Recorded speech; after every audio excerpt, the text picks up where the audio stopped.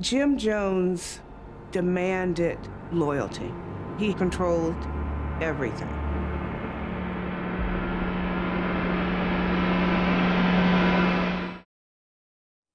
En noviembre de 1978, los cuerpos de más de 900 personas fueron hallados sin vida en medio de la selva de Guyana, sin excluir hombres, mujeres y niños, todos seguidores de un solo hombre que les prometió el mismo paraíso y los terminó llevándolos al infierno. Su nombre era Jim Jones, un predicador carismático que pasó de ser un defensor de la igualdad a provocar uno de los suicidios masivos más aterradores de la historia. El día de hoy les voy a contar acerca de la historia, la cronología y la vida de Jim Jones y por supuesto la historia de la masacre y secta de Jonestown. Pero, ¿quién era Jim Jones?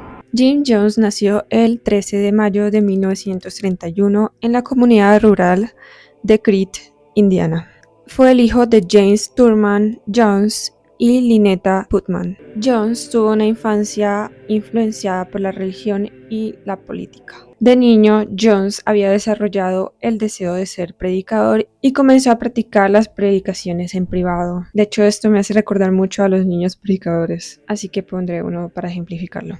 Su madre afirmó que se sintió perturbada cuando lo sorprendió imitando al pastor de la iglesia pentecostal apostólica local e intentó sin éxito impedirle asistir a los servicios de la iglesia. El niño solía celebrar funerales con animales muertos y pasaba horas visitando ataúdes en el pueblo. Jones afirmaba tener habilidades únicas como la capacidad de volar, siendo así una vez que saltó del tejado de un edificio, me imagino que no tan alto, para demostrar sus habilidades a los demás, pero se cayó y se rompió el brazo. Jones también desarrolló un intenso interés por las doctrinas sociales. Se convirtió en un lector voraz de los estudios a Joseph Stalin, Karl Marx y Mahatma Gandhi, a quien más adelante le dedicaré un video. El padre de Jones pertenecía a la rama de Indiana del Ku Klux Klan, que gozó de un apoyo considerable en Indiana durante la Gran Depresión. A Jones le perturbaba el trato que recibían los afroamericanos que asistían a un partido de béisbol. Los sucesos de ese partido llamaron la atención de Jones sobre la discriminación en contra de los afroamericanos e influyeron en su fuerte aversión al racismo. El matrimonio de Jean y Marceline. Durante su juventud, mientras trabajaba como asistente en un hospital de Indiana, Jim Jones conoció a Marceline Baldwin, una joven enfermera amable y profundamente religiosa, y el 12 de junio de 1949 decidieron casarse. Desde el inicio de su matrimonio las diferencias fueron evidentes. Ella era metodista y Jones ya empezaba a rechazar todo lo que representaba la iglesia tradicional. Discutían con frecuencia sobre la religión, especialmente por las prácticas racistas y segregacionistas de la iglesia metodista, las cuales Jones condenaba abiertamente. Historia del Templo del Pueblo. En 1955, Jones fundó su iglesia, el Templo del Pueblo, en Indianápolis. El movimiento pretendía practicar lo que llamaba socialismo apostólico. Al hacerlo, el templo predicaba que aquellos que permanecían drogados con el opio de la religión tenían que ser llevados a la iluminación del socialismo. Predicaba igualdad racial, apoyo comunitario y justicia social. Era el tipo de mensaje que en los 60 muchos querían escuchar. A principios de la década de 1960, Jones visitó Guyana, en ese entonces una colonia británica, mientras se dirigía a establecer una efímera misión del templo en Brasil. Después de que Jones recibiera considerables críticas en Indiana por sus opiniones integracionistas, el grupo se estableció en su sede en San Francisco, donde Jones se involucró activamente en actividades de política y caritativas durante la década del 1970. Su iglesia creció rápidamente y Jones se convirtió en un líder influyente en California. Pero puertas para adentro la historia era muy distinta. A finales de 1960 comenzaron a surgir nuevas denuncias de abuso a medida que Jones se manifestaba cada vez más abiertamente con su rechazo al cristianismo tradicional y comenzaba a promover una forma de anticapitalismo que él llamaba socialismo apostólico, además de proclamar su propia divinidad. El templo del pueblo exigía lealtad absoluta a sus miembros, los cuales entregaban sus casas, su dinero y hasta sus hijos, y todo debía permanecer al padre Jones, cada vez más controlador a sus seguidores. A principios de la década de 1970, el templo abrió otras sucursales en Los Ángeles y eventualmente trasladaría su sede a San Francisco. Y a finales de los años 70, cuando comenzaron a salir a la luz denuncias de abuso, manipulación y violencia, Jones decidió escapar de la atención pública y decidió un nuevo lugar para su comunidad, la selva de Guyana. Jones y el abogado del templo, Timothy Stone, prepararon un plan de contingencia de acción inmediata para responder a una represión política o mediática. El plan enumeraba varias opciones, entre ellas huir a Canadá o un puesto misionero en el Caribe, como Barbados o Trinidad.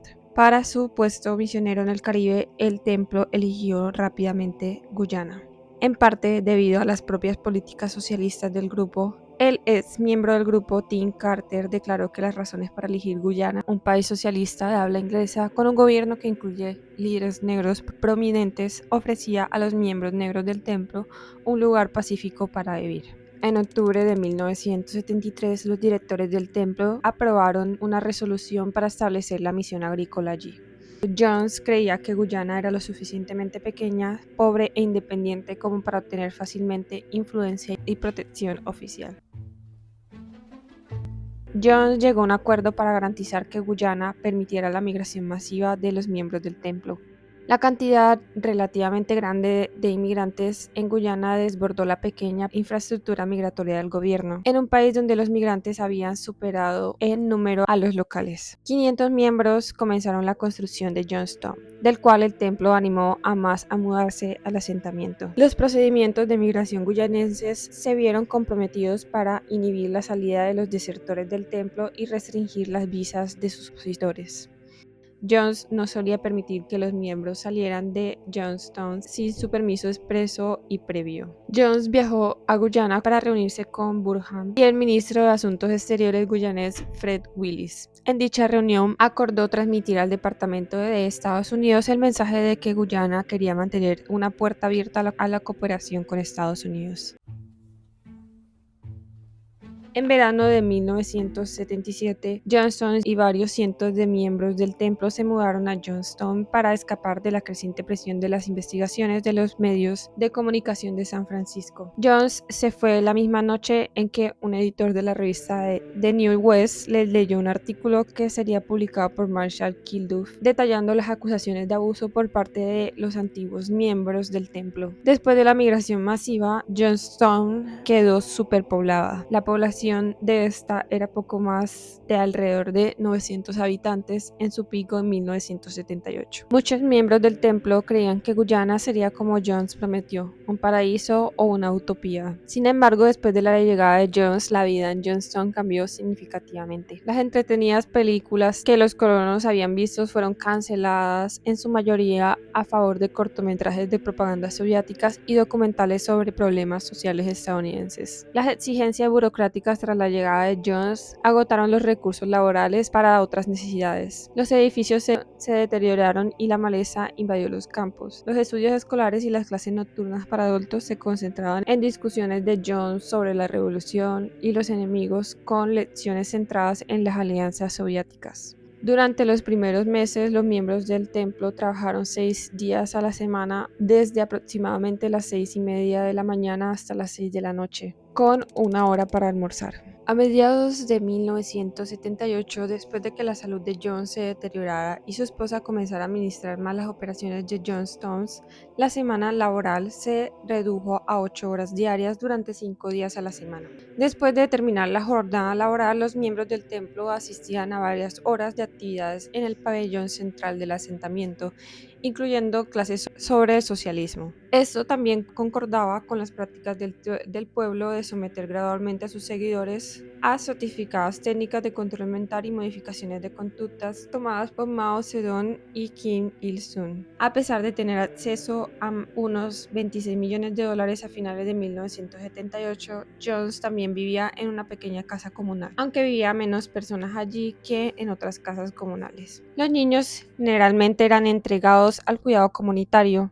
y a veces solo se les permitía ver a sus padres biológicos brevemente por las noches. Para este año surgieron informes de abusos de los derechos humanos y acusaciones de que las personas estaban siendo retenidas en contra de su voluntad. Entonces, el representante estadounidense Leo Ryan encabezó una delegación a la comuna en noviembre de ese año para investigar estos informes.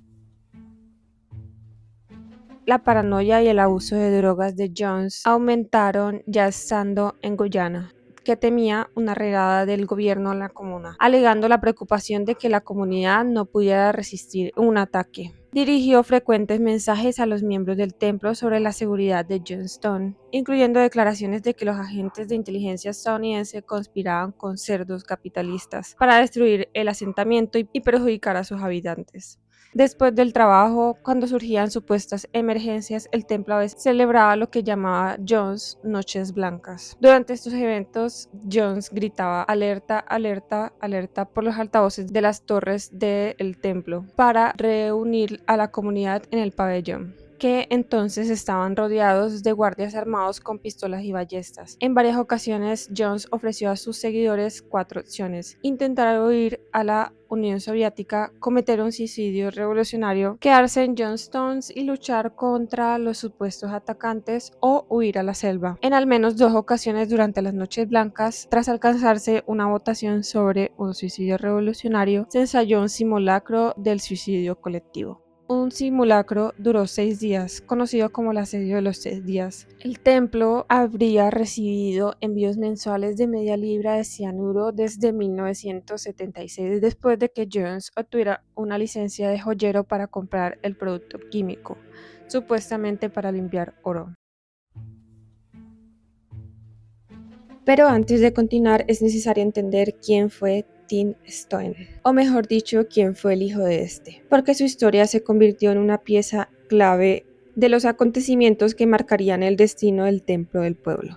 Timothy Oliver Stone, nacido el 16 de enero de 1938, era un abogado estadounidense y miembro importante del Templo del Pueblo. Sin embargo, su nombre quedó marcado por una amarga batalla legal por la custodia de su hijo John, un conflicto que enfrentó directamente a Tim y a su esposa Grace contra Jim Jones. El 6 de febrero de 1972, apenas 2 semanas después del nacimiento de John, Tim Stone firmó una declaración jurada en que afirmaba que Jim Jones era el padre biológico del niño. Este documento de solo una página terminaría convirtiéndose en uno de los más importantes y peligrosos para la historia del templo. Con el tiempo, esta declaración no solo puso en duda la paternidad de Stone, sino que también ató legalmente y simbólicamente al niño a Jim Jones y a la iglesia. Años después, Jones utilizaría este documento una y otra vez para reclamar la paternidad de John, desacreditar a Grace como madre y rechazar cualquier intento de los Stone por recuperar la custodia. Aún así, casi de inmediato comenzó la lucha legal por la custodia. En febrero de 1977, Grace amenazó con divorciarse de Tim Stone.